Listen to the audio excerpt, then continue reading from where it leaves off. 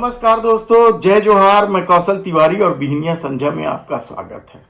कर्मचारी संगठनों के विरोध और हार के डर ने मोदी सरकार को एक बार फिर बैकफुट पर खड़ा कर दिया है और ओल्ड पेंशन स्कीम और न्यू पेंशन स्कीम के बीच एक नया एकीकृत पेंशन स्कीम लाया गया है, जिसे यूपीएस का नाम दिया गया और इसे लेकर अब कर्मचारी संगठन धीरे धीरे खुलने लगे हैं। छत्तीसगढ़ के कर्मचारी नेता क्या सोचते हैं इस स्कीम को लेकर, यह हम बताएं उससे पहले बता देते हैं कि एनपीएस का रुख नहीं कर पाएंगे कर्मचारी वापस। यानी आप सोचिए कि यदि किसी ने यूपीएस चुन लिया और उसकी खामियां यदि उन्हें पता चलती है तो वो वापस एनपीएस नहीं चुन पाएंगे। यही नहीं, कर्मचारियों को अपने मूल वेतन और डीए का 10% देना होगा। तब 25 साल की नौकरी के बाद उन्हें यूपीएस का फायदा मिलेगा या लाभ होगा, मुनाफा होगा। अन्यथा कर्मचारियों के सामने स्थिति बेहद विकट हो गई है, मुश्किलें बढ़ती जा रही है। वो कहां बात कर रहे थे या मांग कर रहे थे ओल्ड पेंशन स्कीम की, और सरकार ने ओल्ड पेंशन स्कीम देने की बजाय एक नया ही स्कीम लिया है। इसे लेकर छत्तीसगढ़ के कर्मचारी नेता ने किस तरीके से मोदी सरकार पर आरोप लगाया, यह पहले सुन लीजिए। कर्मचारी नेता रिटायर हो गए हैं, बड़े कर्मचारी नेताओं में उनकी गिनती होती है विजय झा, आम आदमी पार्टी ज्वाइन कर लिए। उन्होंने क्या कुछ कहा, पहले सुन लीजिए।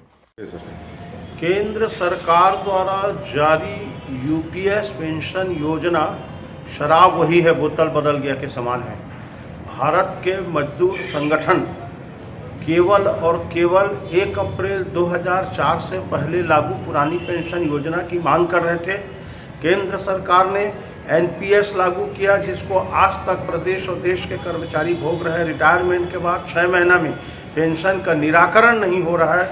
अब ये जो यूपीएस है, इसमें सबसे बड़ी गड़बड़ी ये है कि जो सरकारी कर्मचारी रिटायर होता है उसके अंतिम वेतन का 50% पेंशन बनता है। अब इस योजना में मूल वेतन का 50% मिलेगा।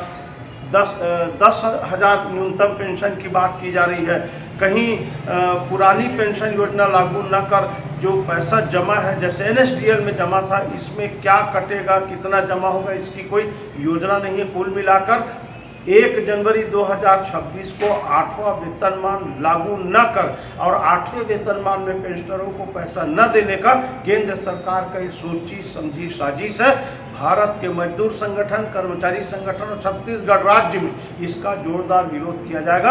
और एक लाइन की मांग है, एक सूत्री मांग है, न कर्मचारी को एनपीएस चाहिए, न कर्मचारियों को यूपीएस चाहिए, केवल और केवल कर्मचारियों को ओपीएस चाहिए। पुरानी पेंशन योजना जो जनप्रतिनिधियों को भी मिलता है, ये एनपीएस और यूपीएस को सांसद विधायकों के लिए क्यों लागू नहीं करते? जो 10 साल सांसद नहीं रहा उसको क्यों 1.5 लाख रुपया पेंशन मिलता है? इससे कर्मचारियों में आक्रोश है। तो जिस तरीके से विजय झा ने मोदी सत्ता की नीयत पर सवाल उठाए हैं, तो क्या सचमुच कर्मचारी अब यूपीएस की तरफ जाएंगे या फिर अपनी पुरानी मांग ओल्ड पेंशन स्कीम पर कायम रहेंगे? धन्यवाद।